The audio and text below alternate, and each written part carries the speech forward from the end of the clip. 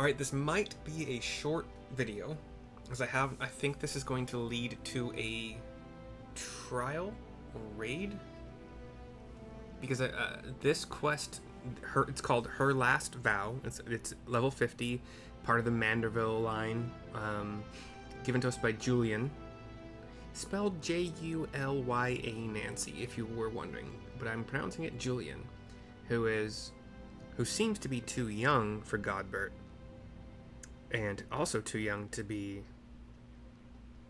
I can't remember his name right now, hold on, Manderville. What's it? God, no way. How am I? Hildebrand, sorry. I used to say, anyway. But yeah, given to us by Julyan, I think it leads to a trial that we can get a blue mage spell from, that I'm actually pretty excited about. I think it's Missile, if I'm not mistaken. You can get it from Enkidu. But here we go. Her Last Vow, starting. What are you doing diddly-daddling around here? Let me jog your memory. There's a moonsick maid digging around at the Ul'dah excavation site with her mind set on turning Ul'dah into the land of the walking dead. Your concern for Hildy is most touching, but don't you worry. Mommy Dearest isn't going to let her beloved son kick the bucket that easily. And yes, that's for sure not the same accent I did for her in the previous video, but it has been a few days since then and I don't remember what it was, so oh well. 194 gets us to the Black Brush Station in central Thanalin, and then to the southwest of there is our quest marker. So we'll pop on a random mount of the flying land shark. And I love it when it flies, the tail behind it. It's cool. Oh, by the way, this shark tail is different than the ones in reality. It has like a I guess you could call it a triangle of fins. One fin goes straight up, and the other two fins go down and to the right or down and to the left. I don't think that's practical in actual aquatic life. I wonder why they did that. Practical is a weird word, I guess, but it's not generally seen, but I don't know. Here's Phyllis, who is the leader of the Brass Blades. I think they were called at Sultansworn? Sultansworn, maybe. We've managed to track down Miss Ellie just up ahead, where your friends watch over her as we speak. Yet no matter how many times we try to reach out to her, she refuses so much as answer. Needless to say, we considered physically incapacitating her. That crate she's sitting on isn't just a makeshift chair. It's filled to the brim with a traitor's spurn. One misstep, and the consequences could be dire indeed. You are our only hope, Mercy, even in her single-minded rage. Surely the time you spent together must still count for something. You need not put yourself in undue danger. I only ask that you step forth to where your voice may be heard, and call out your friend's name. I beg of you, Mercy. Surely if anyone can convince the woman to abandon her madness, it is you. I have to use chat mode and say Ellie, exclamation mark, exclamation point, sorry, exclamation point, question mark, exclamation point, exclamation mark. Wow, it's been so long. There's a fate here, just didn't want to be in the middle of it. So, say Ellie. Did I spell it? I did 3 L's. Hold on. And we get a cutscene. Ellie!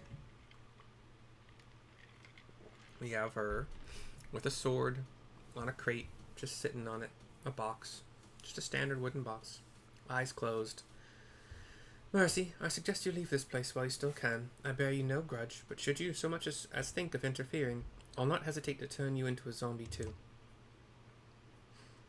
It's myself, Godbert, Priardian, Gilgamesh.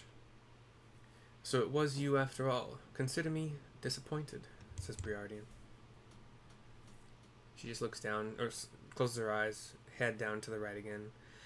Briardian does the same thing, actually, and then back up. Your sister Cece is already in custody. Surrender now, and I will see that no harm befalls her. She stands. The sword is actually attached to her. I thought it was just lying on the box. And she walks halfway between us and the crate. How little you understand us, Inspector. Then again, how could one born into a life of power and privilege ever hope to understand? Cece and I have no family, no friends, no fortune, nothing. 2 sisters against the world, with only our quest for justice to give us meaning.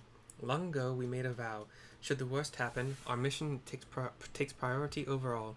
Yes, over our own wretched lives. She pulls out a sachet, holds it up. Do you see now? Anything I might have once had to lose, I lost long ago. Now stand down, or suffer the same fate as the Ul'dah dogs you would defend. Ellie, stop this madness, says Briardian. Nashu's here too. Takes a frightened step back. I'm sorry, Inspector. And from behind her, zombies all around us, zombies in various uniforms, armor, they approach. There's too many of them, says Briardian.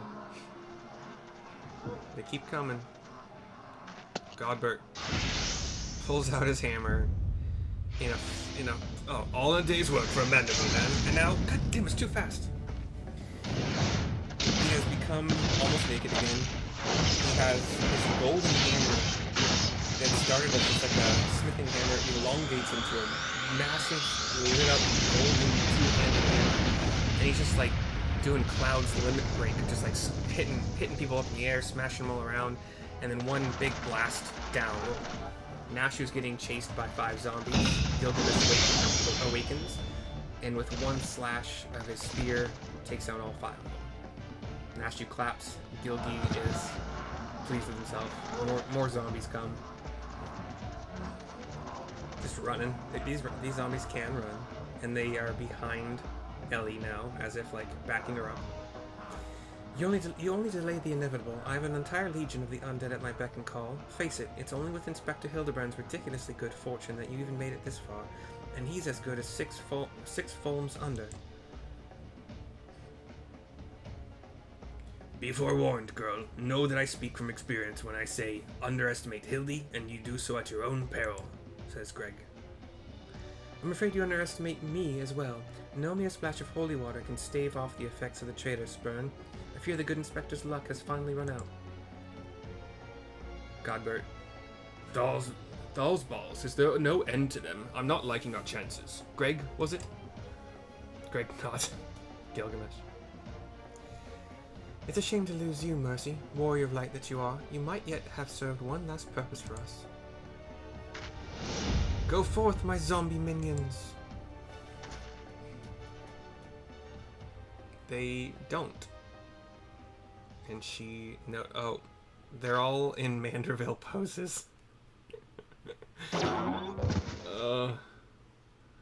And Ellie's like knocked back by this and down, and looks up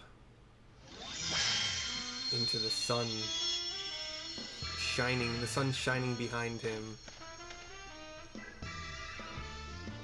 And Humphrey, the blonde knight who was, I think, attacked earlier. When darkness falls and unhope fades to despair, 4 warriors born of light shall descend in the righteous glare. Bugger me with a broadsword. Are my eyes to be believed? He's just kind of like off. That pose. No, those are not 4 warriors of light that I see. They're all, well, 3 of them are doing. They are 4 gentlemen of light, and he's blinking rapidly for some reason. The sun pokes out from behind one of their heads and blinds everybody. Just so, my good man, Hildebrand, agent of Enquiry, Inspector Extraordinaire, has made his triumphant return. Did you miss me? He gets back in his pose, his teeth flash. He's got a couple zombies, and then the bald-headed man who had the... we meet again, girl. Tell me you got my snubble tonic, or I'll fashion myself awake from your lovely locks after I've ripped them clean from your bloody head. The bald man who we gave the hair tonic to, Eleazar. Nashu cheers. Oh, hello there, Mr. Eleazar. Cor, you're looking absolutely resplendent today. Impossible. The holy water couldn't have cured him. One of the zombies, it didn't. Fortunately, our overlord spent quite some time building up an immunity to zombie powder. Hildebrand nods. And another of the zombies. When we heard that Master Zombibrand was at risk of joining the actual dead, we knew we had to take action. An immunity to... I'm just going to pretend that makes any kind of sense, says Briardian. Humphreys is still cheering in the background. All the zombies that were with Ellie are still in their muscle pose. The game is up, Miss Ellie. Pray abandon this madness. Besides, plots of mass murder hardly suit a lady like yourself.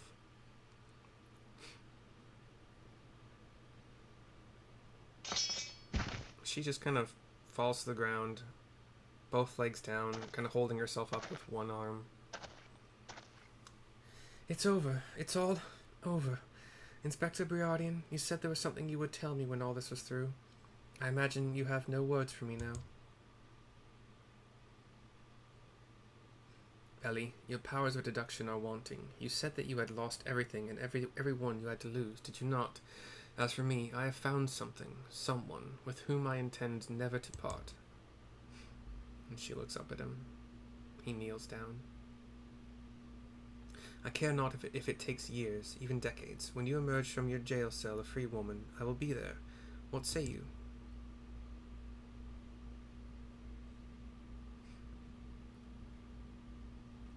She didn't say anything. She kind of looked away from him a little bit with a little bit of a smile and maybe a giggle. Cutscene pans across the desert, and it flashes to a new scene where Humphreys is learning the Manderville poses from the zombies. A blonde Sultansworn is guarding Ellie, who's in handcuffs. Miss Ellie, while the crimes perpetrated by you and your sister are unpardonable, you are far from the only ones guilty. On behalf of the Syndicate, I offer my apologies for the false aspersions cast upon your ancestors, says Godbert. You said that the nation of Ul'dah was built on lies. Seeing what I have seen today, I cannot deny your words. It will not be an easy task to rewrite, nay, restore history, but know this. I will do everything in my power to bring the truth to the fore. Ellie just kind of... She was already looking down, her eyes closed, head downward. Just kind of tilts her head to the left a little bit. Everyone just kind of looking on, feeling their feelings, I guess. Greg looks around, I think, for Enkidu, maybe? Oh, he gets a big smile on his face. Walks toward the group of us. Ahem! Are we not forgetting someone here? And by someone, I mean me.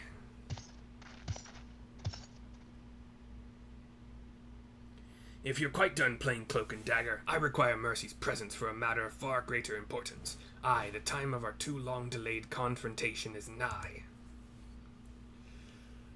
I just get like a worried expression for a second. Why the long face, friend? Ah, but mayhap this will have you singing a happier tune.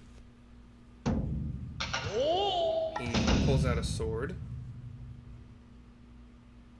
Now shoot. Could it be the treaty blade and the true one at that? Sorry, that was Hildebrand, but not in the usual voice I do for him. Sorry. So yeah, he has the treaty blade. I guess that's what everyone was shocked about. I forgot all about it. None other, and I have not the slightest intention of parting with it, save to the one who would defeat me in single combat. Ah, but I misspeak. It will not be single combat this time. It wasn't last time either. Oh. Is that my cue, old friend? Says Enkidu? Everybody looks around. I know that he was joined by his, like a female that he was in love with. Oh. I forgot he named the bird after her. Floating in the air after falling from the skies is a harpy dragon? Kind of like the body of a female harpy, but scales of a dragon, white angel wings, dragon head. Thou be merciful. What is that abomination? Some new breed of void scent, says Phyllis. Abomination? I'll thank you to address my companion with courtesy, girl. Ah, but 'twas the most curious thing. There I was, hauling a crate full of crystals for Hildy's mother, and thinking of how much better things would be if my dear friend Enkidu were here. She's got, like, flowing red, like a lot of flowing red hair, too. Then came a flash from the heavens, and the next thing I knew, there she was. By the gods, it makes perfect sense. Doubtless the crystals heard Greg's heartless plea, summoning forth his friend. Nay, no mere friend, but rather the primal Enkidu. That's Hildebrand. And the world has now completely and utterly ceased to be bound by the laws of logic, says Briardian. Mercy, you have bested me in the past, but facing the two of us together will not prove so easy a task. And yet, I trust you will not shirk from the challenge. I, Enkidu, and I shall await you at the Amdapor Keep. He looks to her, she looks to him. He leaps, she flies, he grabs one of her feet, as he did with the Enkidu chicken. 'Tis a ways from here, but what better venue for a climactic confrontation? If you would claim the treaty blade, then claim it from me as a warrior. To the skies, Enkidu, to the skies! And she flies away with no effort whatsoever with him dangling from her ankle. 2 against 1, that's not very gentlemanly of you, Greg. Come, Mercy, to Amdapor. And he's sprinting across the land, dashing as fast as a Manderville can. This is a grave development, indeed. To think that one man could summon a primal on his own. I must send word to the Scions at once, says Phyllis. I look to her and explain something. She smiles. Oh, but of course, I had not forgotten we had a warrior of light. Sorry, I had near forgotten we had a warrior of light in our very midst. Please, Mercy, you are our only hope to slay the primal and reclaim the blade. The zombies start doing some poses. They nod. I nod. We will speak with Hildebrand. I was gonna say Amdapor Keep. I thought was in the Black Shroud. It is okay. It's in South Shroud. 317 to teleport to Quarry Mill, which is close by. I'll take it. I won't use a little token.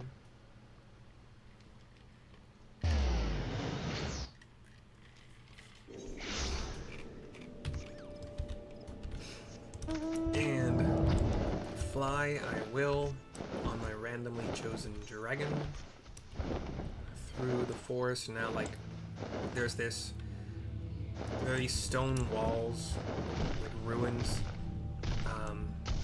some grown over with moss and grass. There are trees amongst them here and there. Like, we're in a pathway. And Amdapor is to the east a bit here. Up some stone steps, we find Hildebrand, buried, half from the top of his torso to his head. Sorry, from the middle of his torso to his head, buried in the ground, feet sticking up as usual. Is that you, Mercy? Pray forgive me. I was right on Greg's trail when I encountered a subterranean curiosity that demanded my immediate attention. I will be concluding my investigation forthwith, but in the meantime, might I trouble you to entertain Greg and his primal friend in my stead? Together we will reclaim the treaty blade from that knave, Mercy. Yes, just go on ahead. I'll be along directly. Battle in the big keep is now accessible. I will watch at least one video to kind of see what it's about, and then I'll make my video trying to solo it. I'm 69. It's level 50, and I can go in without having to level cap. So, I like to level sync down to 50. So, I want to learn the blue spell. So I'm going to solo it. Otherwise, I have to. I don't think it. Well, I'll watch videos to see if it can be soloed at the level cap by a blue. Considering my gear is actually like level 60 gear, even though I'm 69, I haven't upgraded any of it because my other 3 DPS classes are 58 right now. That doesn't make any sense. That's not a reason. I just haven't gone to the market to do it. I've been soloing XP against even leveled monsters, and the spells that I've tried to get, I've got, unless they were ungettable via the method I was trying or the monster I was trying. But anyway, hope you enjoyed this one. I will be back for the battle in the big keep and the conclusion of her last vow. Bye bye for now.